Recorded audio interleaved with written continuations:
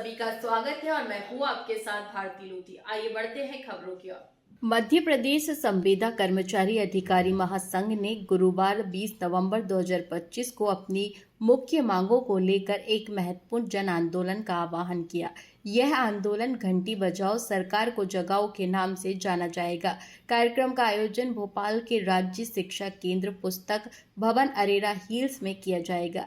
यह आयोजन दोपहर 1:30 बजे से 2 बजे तक चलेगा। महासंघ के प्रदेश अध्यक्ष रमेश राठौर ने सभी पत्रकारों, मीडिया कर्मियों और आम जनता को इस आंदोलन में भाग लेने के लिए सादर आमंत्रित किया है। उनका मानना है कि आपका उपस्थिति उनके संघर्ष को मजबूती प्रदान करेगी। इस आंदोलन का उद्देश्य संविदा कर्मचारियों की मुख्य मांगों को सरकार तक पहुंचाना है और उनके अधिकारों के प्रति जागरूकता फैलाना है। जिनकी नियुक्ति पिछले दरवाजे से हुई थी उनको नियमित कर दिया गया।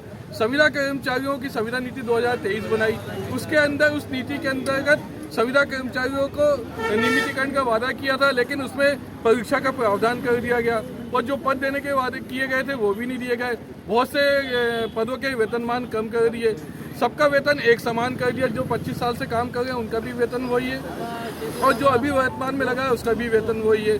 तो जबकि हमें समयमान वेतनमान क्रमोन्नति मिलनी चाहिए।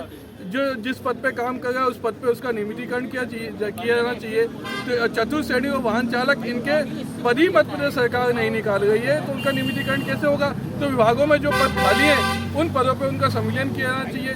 डाटा एंट्री ऑपरेटर, सहायक ग्रेड 1, इन सब का वेतनमान कम कर दिया गया है और ग्रेड पे कम कर दिया गया है। उस ग्रेड पे को सुधारना चाहिए।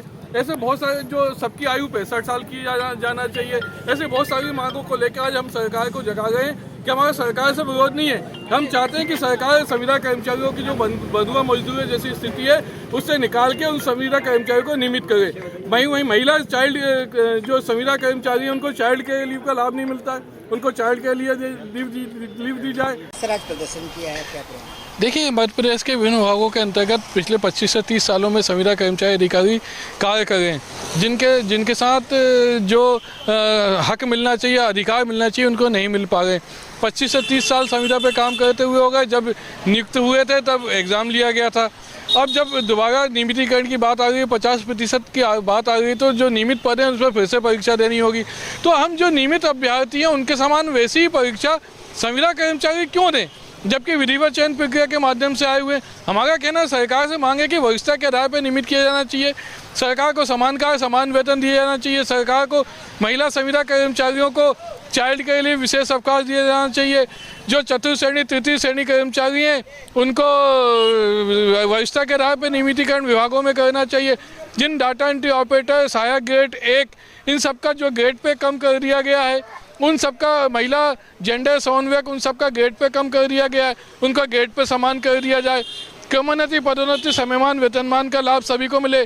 सभी की आयु 65 साल हो, जिससे कि संविदा कर्मचारी और जितने भी बाकी कर्मचारी हैं सबका लाभ एक समान मिले। इसको लेके आज हमने पूरे प्रदेश स्तर पे घंटी बजाओ सरकार को जगाओ कार्यक्रम आयोजित किया गया है। हमारी मांग है मध्य प्रदेश शासन से कि संविदा कर्मचारी को वरिष्ठता के आधार पर नियमित किया जाए।